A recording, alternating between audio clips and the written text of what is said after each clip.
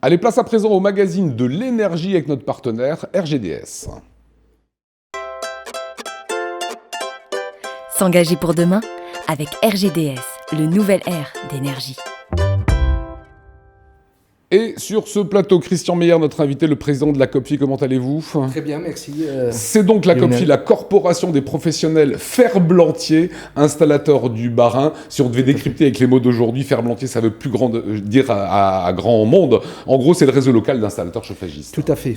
Tout à fait. Il y aura l'automne, c'est le 23 septembre. Autrement dit, on va réchauffer bientôt nos appartements et nos maisons. On va voir dans un petit instant un particulier qui passe du fioul au gaz naturel. Quel est, Christian, l'intérêt de passer sur ce type de rénovation et d'installation ? Alors actuellement, travailler avec le gaz, se chauffer au gaz, c'est tout simplement une énergie propre. Il ne faut pas oublier que malgré que ce soit une énergie qu'on cherche au fond de la terre, nous avons maintenant, nous rejetons le moins possible de CO2. Ça, c'est important. C'est très important. Et la technique de combustion du gaz nous permet de travailler avec des chaudières à condensation, donc très économe. Et l'avantage du gaz, d'ici quelques années, RGDS a déjà commencé, on sera au biogaz. Donc pour les générations futures, le cercle, vertueux, quoi. Il sera plus que vertueux. Donc, alors, on a suivi justement les travaux et l'installation d'une nouvelle chaudière gaz naturel. Ça se passait chez un particulier. Reportage de Mathieu Chambillard.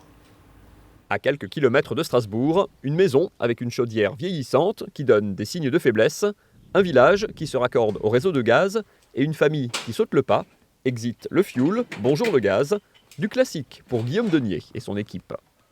On est une petite société de 3 personnes, on remplace entre 10 et 15 chaudières par an. On en fait 2-3 au fioul, le reste c'est au gaz naturel. Donc c'est surtout aussi des conversions du fioul vers le gaz naturel. Si une chaudière reste un investissement lourd, les nouveaux équipements sont beaucoup plus économiques. Et surtout, ils bénéficient encore cette année d'un crédit d'impôt de 30%. Autre gros avantage du gaz, plus besoin de stocker son combustible. On paye à la consommation, non plus on remplit sa citerne de 1000 ou de 1500 litres et puis on n'a pas besoin toute l'année, quoi. Ensuite, la distribution se fait automatiquement par le compteur gaz, donc vous n'avez pas à vous soucier, est-ce que la citerne est pleine, est-ce qu'elle est à moitié vide et qu'il faut remplir. Si le marché est en pleine expansion, il reste conditionné au raccordement des communes au réseau de gaz. Et avec une interrogation, la fin programmée du crédit d'impôt va-t-elle casser cette dynamique ? Eh bien justement, on en parle aujourd'hui avec Christian Meyer. La fin annoncée du crédit d'impôt sur les chaudières gaz à haute performance énergétique, c'est pour la fin de l'année. Est-ce que ça va impacter directement votre activité ? Alors, tout à fait. Alors, avec toute proportion gardée, oui, clairement, ça va impacter parce que c'est très, très simple. Le particulier, il fera les investissements toujours par rapport à ce qu'il peut mettre sur la table. Ouais. C'est évident. Déjà aujourd'hui, alors que hier et par le passé, même quand les crédits d'impôt étaient encore plus hauts, les particuliers, il fait toujours son budget. Donc c'est quoi le message que vous dites maintenant aux gens ? C'est dépêchez-vous, on est en septembre, ce crédit d'impôt, on peut encore en bénéficier là actuellement. Tout à fait. Alors le message qu'on peut faire passer, c'est il y a urgence de ne pas stresser, ça c'est sûr et certain, parce que dans l'urgence, on risque de signer des devis avec des NR escrocs, ça existe aussi. Donc faisons attention, ne signez pas n'importe quoi. Message à la semaine dernière, où il y avait une concentration d'entreprises qui peuvent être olé. Donc il faut bien vérifier son entreprise qu'on va prendre. Tout à fait.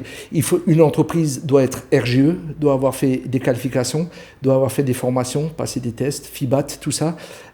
Et elle a forcément un numéro de référencement pour pouvoir bénéficier de ces crédits d'impôt.